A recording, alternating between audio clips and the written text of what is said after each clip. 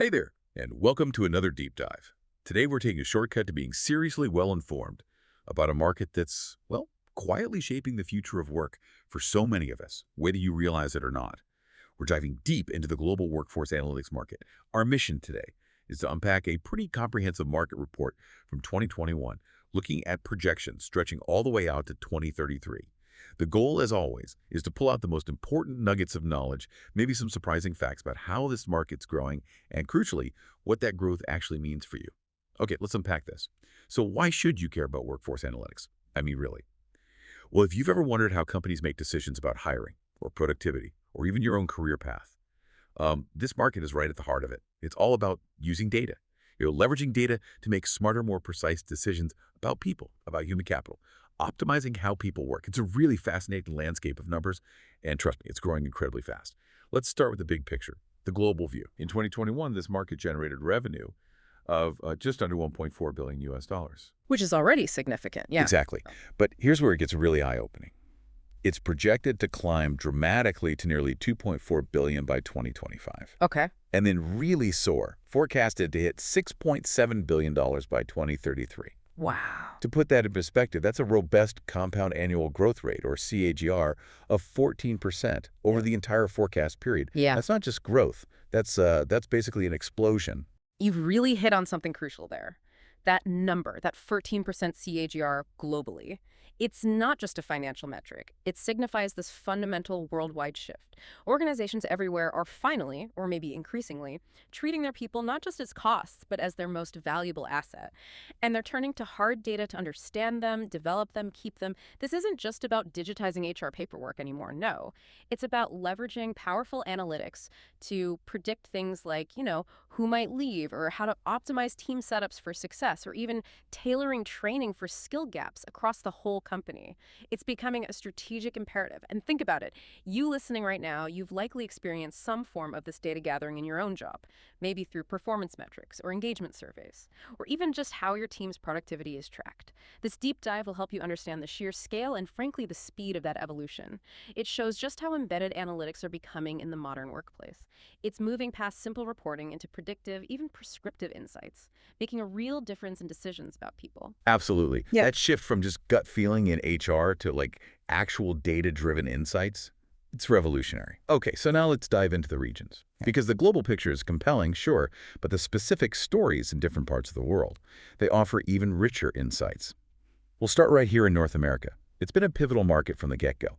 So in 2021, North America's market was substantial. It hit just over $440 million. A strong start. Definitely. By 2025, it's anticipated to jump to nearly $740 million. And then it surges, expected to hit a staggering $2 billion by 2033. Wow, $2 billion. Yeah, this represents a solid average growth rate, CAGR, about 13.6% annually. Now, within North America, the United States, maybe predictably, had the largest share. It grew from roughly $310 million in 2021 to a projected over $1.4 billion by 2033. That's a CAGR of about 13.4%. But here's an interesting twist. Canada actually showed an even stronger growth rate. Oh, interesting. Yeah, expanding from about $90 million to nearly $470 million. That marks a CAGR of almost 14.6%. Higher than the U.S. rate. Right. And Mexico also shows steady progress, moving from around $39 million to roughly $177 million, with a CAGR of about 13.1%. That point about Canada is fascinating. I mean, North America's overall leadership isn't a huge surprise, right? Given the advanced digital infrastructure, early adoption of HR tech. But Canada slightly outpacing the U.S. in growth, that's worth digging into. It does raise the question, what unique factors might be driving that? My hypothesis, just looking at broader market trends, is maybe Canada's HR tech market was slightly less saturated. Combined perhaps with strong public sector investment in digital transformation, that could allow for quicker adoption of newer cloud-based analytics solutions and maybe, a nimbler approach by businesses using these tools for talent acquisition, retention. It's a competitive labor market up there too. Right. It just highlights that even within established regions, there are these dynamic forces shaping how quickly things get adopted. That makes a lot of sense. A less crowded market can definitely mean faster uptake sometimes. Okay, so from the Americas, let's hop across the Atlantic. Over to Europe. This is another really significant player in workforce analytics, and the overall figures are certainly impressive. In 2021, Europe accounted for just over $340 million. Okay. This is projected to expand to nearly $575 million by 2025, and eventually it's expected to hit a robust $1.6 billion by 2033. Still very strong growth. Very strong. Mhm. The region's average growth rate, the CAGR, stands at about 13.8% annually. Now, looking at key European countries, the United Kingdom was a front-runner, not just in revenue, but also with the region's strongest growth rate. It's projected to reach over $300 million by 2033, with a CAGR of almost 15%. Nearly 15, yeah. Germany also saw strong growth. Yeah. And actually, Germany leads the region in terms of projected total revenue by 2033, expected to hit nearly $400 million. Bigger market overall, then. Exactly. With a 14.2% CAGR, Russia showed similar momentum, moving from about 50 million to over 225 million. That's a 13.6% CAGR. And even smaller economies like Luxembourg are showing significant double-digit growth, albeit from a smaller starting point. What really grabs my attention here is that diversity within Europe. The UK showing the strongest growth rate, while Germany is set to lead in overall revenue by 2033. That tells a story. Yeah, what's the story there? Well, it suggests different market maturities, maybe different adoption strategies. Germany's robust, established market, it continues to expand significantly, solid growth. Right. Whereas the UK's faster CAGR, that might suggest a more rapid embrace of, let's say, cutting-edge analytics solutions. Right. Perhaps driven by a really competitive business environment, or maybe the big push towards remote and hybrid work models needing new tools. That could be it. And even the growth in smaller places like Luxembourg, it indicates that the fundamental drivers for workforce analytics, they're pretty much universally applicable. They work across different economic structures, different company sizes. They adapt to various regulations, labor markets. It's not just a big economy thing. It's a fundamental shift in managing human capital, whatever your scale. That's a great point about the universality. It's Yeah. not just for the giants. Okay, now moving further east, let's talk about the Asia-Pacific region, APAC. Here's where it gets really interesting. I mean, some truly explosive growth rates here that really stand out globally. Yeah, APAC is definitely one to watch. So in 2021, the Asia-Pacific market generated over $240 million. But get this, it's projected to nearly double to almost $420 million in just 2025. Wow, nearly doubling in 4 years. And then soar to an incredible $1.25 billion by 2033. That's an impressive regional CAGR of nearly 14.7%, one of the highest we've seen. Let's spotlight some key players in APAC because their stories are particularly compelling.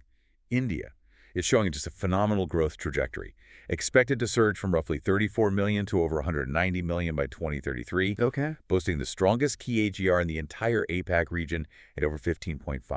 15.5% CAGR for India. That's massive. Massive. China also leads the region in overall revenue and has a very high growth rate too, projected to reach over 400 million by 2033. That's a CAGR of almost 15%. Also very strong. And even Southeast Asia as a bloc is experiencing high growth, moving from about 16 million to over 87 million at a 15.1% CAGR. The Asia-Pacific region truly is, well, it's a hotbed for workforce analytics adoption and innovation. You're right, host. India and China's numbers are remarkable. India's phenomenal growth, that 15.5%, it isn't just about its vast population, it's about this massive digitally native workforce entering a rapidly expanding economy. Right. Companies there are using these analytics to, efficiently onboard hundreds of thousands of new employees, to track career paths in really dynamic sectors like IT, e-commerce, and predict skill demands months ahead. It's crucial for them. That makes sense for that kind of scale. Exactly. And for China, its sheer scale combined with the rapid digitalization of its economy. I mean, companies face this immense challenge just optimizing these vast workforces. Analytics become critical for everything. Talent retention in competitive markets, identifying high-potential employees, managing performance across, diverse linguistic and cultural groups, even within China. It's about turning that sheer volume into a strategic advantage, using data to manage the complexity. That context about scale and the specific challenges, it really brings those big numbers to life. It's not just growth for growth's sake. Okay, let's shift our focus now to South America, another region showing significant momentum in this market. The workforce analytics market in South America was valued at just under $179 million back in 2021. Okay, smaller base but growing. Right. It's projected to reach nearly 300 million in 2025 and then expand to over 800 million by 2033. So still very substantial growth with a solid average CAGR of about 13.3% for the region. Leading the charge in South America is Brazil. It's expected to reach over $300 million by 2033, with a CAGR of about 13.7%. Brazil leading, yeah. And close behind, Colombia is also demonstrating strong growth, forecasted to grow to over $125 million by 2033, at an even higher CAGR of 14.1%. Colombia's slightly faster growth rate there. Interesting. The sustained growth in South America, particularly Brazil's leadership in revenue and Colombia's strong growth rate, it really highlights the increasing maturity of these markets. It suggests businesses there aren't just sort of dabbling anymore. They're actively investing in sophisticated tools to manage their talent effectively. Moving beyond the basics. Exactly. It shows a clear shift towards more data-driven HR strategies, even in economies often labeled as emerging. It's a sign that companies really across the globe are recognizing the universal value here, optimizing human capital through analytics. It doesn't matter where you are economically, they're realizing these tools aren't a nice to have, not a luxury. They're becoming a necessity for competitive advantage. Necessity. That really feels like the key word there, doesn't it? It's becoming fundamental. Okay, now let's turn our attention to the Middle East. This is a region that's also showing very healthy growth in this sector. In 2021, the market in the Middle East stood at just under $108 million. Right. It's projected to reach over $186 million by 2025, and then expand significantly to over $550 million by 2033. That comes with a strong average growth rate, CAGR, of about 14.6% for the whole region. Very strong, nearly matching APAC. Very strong indeed. Now, among the standout countries here, Saudi Arabia is a definite high performer. It's forecast to surge to over $194 million by 2033, with a powerful CAGR of over 15.3%. Over 15% for Saudi Arabia, wow. And the UAE is also showing very strong growth, moving to an anticipated $95 million by 2033 at a 15.1% CAGR. What's truly compelling here are those remarkably high growth rates. Saudi Arabia, the UAE, both over 15%. These countries, as we know, are undergoing massive economic diversification efforts, rapid modernization, often driven by these ambitious national visions, huge projects. Like NEOM and things like that. Exactly. New cities, new industries. In environments like that, effective workforce management, workforce optimization through analytics, it becomes absolutely crucial, essential for achieving those big strategic goals. It makes me wonder, how significantly are these large-scale, often government-backed initiatives, how much are they influencing and accelerating the adoption of these analytics tools? They need to manage vast, often newly developed workforces for these projects. It's not just about private sector efficiency. It feels like it's tied into national strategy. That's a great point. The national strategic imperative could be a huge driver there, maybe more so than elsewhere. Okay, finally, let's look at Africa. This region shows truly remarkable momentum. So the highest regional growth rates overall, actually. Africa's potential is huge here. Absolutely. Starting at just under $84 million in 2021. The African market for workforce analytics is projected to reach over $145 million in 2025, and then nearly triple to a forecasted $444 million by 2033. A big jump. A very big jump.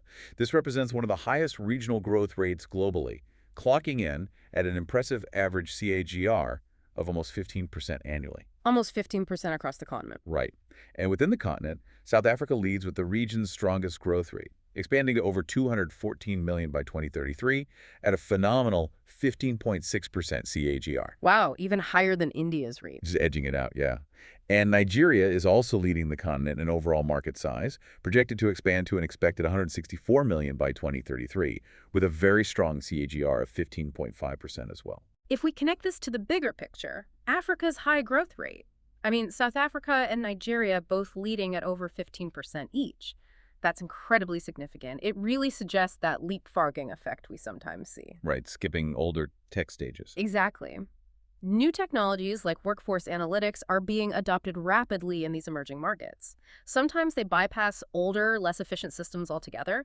This points to a strong, immediate demand for tools that can help manage dynamic, rapidly growing workforces. Tools to optimize productivity in diverse, often complex economic landscapes. What kind of tools specifically? Well, we're talking about companies leveraging things like mobile-first HR solutions or AI-driven talent marketplaces maybe to scale quickly, to manage distributed teams, address skill gaps efficiently. It really indicates that businesses in Africa are keenly aware of the strategic advantages that data-driven insights offer for talent acquisition, for retention, for overall operational efficiency. They see the value proposition clearly. Okay, wow. So we covered the globe. Let's try and wrap our heads around this. What does this all mean? The overarching narrative seems crystal clear. The workforce analytics market is on this really robust global growth trajectory. Absolutely. Almost all regions, from the established ones like North America and Europe to the rapidly expanding areas like Asia Pacific, South America, the Middle East, and Africa, they're all showing strong double-digit average growth rates. Consistent growth everywhere, pretty much. Yeah. And this growth, it seems driven by these fundamental shifts in how businesses operate.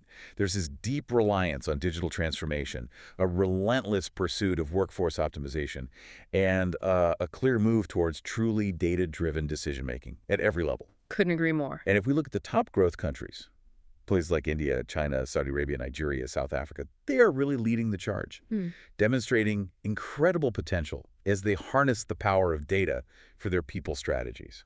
That's a fantastic summary. And this whole discussion, it really raises an important question. For you, our listener, I mean, regardless of your industry or your role, as businesses increasingly rely on data to understand and manage their workforces, how might this impact the skills that are most valued in the job market? Good question. And, crucially, what new opportunities might emerge? For those people who can not only interpret these insights, but actually apply them strategically, apply them to drive real organizational success. Understanding these market dynamics isn't just about revenue figures and KGRs. It's about anticipating these profound shifts in how organizations operate and how your own career might be shaped by this increasing demand for, well, data-savvy professionals, people who can translate complex analytics into actionable human capital strategies. Yeah. It's about recognizing that the future of work is undeniably data-driven, and those who can speak the language of data, they're going to be invaluable. Absolutely. It's such a powerful reminder. Data isn't just for spreadsheets. It's not just for boardrooms. It's fundamentally for understanding people, for optimizing potential, for shaping the very future of work. It really makes you think, doesn't it? How different maybe a CEO's job is today compared to even 10 years ago, having this kind of foresight available potentially. That's definitely a lot to mull over. Thank you so much for joining us on this deep dive into the workforce analytics market. We hope you feel seriously well informed now, and maybe, just maybe, a little inspired to look at your own professional future through a more data-driven lens. We'll catch you next time.